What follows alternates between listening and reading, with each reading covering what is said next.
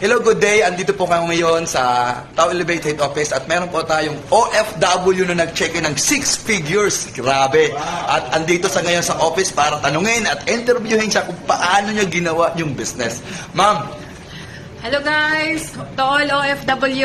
Ako po si Coach Cynthia Bonifacio, OFW po ng Saudi. Ito na po ako, second check eh. Wow. Ang unang check ko po, nakakuha po ako ng 70,000. Ang second check ko po is 143,000. palakpakan naman nyo. Grabe.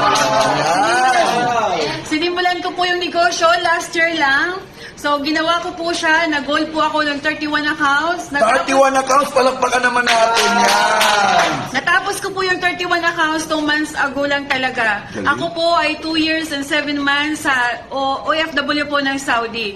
So kayo po, kung OFW na nakakapanood ng aking video ngayon, nandito na po yung hinahangaan nyo. Dati po, chat nyo lang ako. Ito na po ako. Lagi ko sinasabi sa inyo, ang 31 accounts, malayo po yung mararating ninyo. Correct. Ako po, nangangako sa sarili ko na hindi po ako papayag, na hindi pa po ako Yes. magpapachiki ng malaki. Yeah, sunod ang video na. Yes, kung kayo OFW na nag-iisip pa, wala na kayong dapat isipin. Andito na ako Laban. ngayon. Yes. Ilaban nyo, taasan nyo yung tiwala nyo, mahalin nyo lang mga anak nyo, mahalin nyo yung negosyo na pinasok Correct. nyo.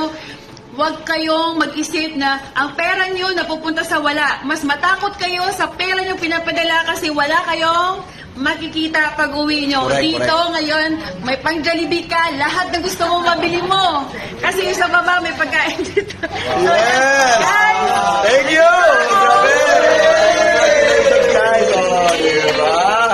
Grabe.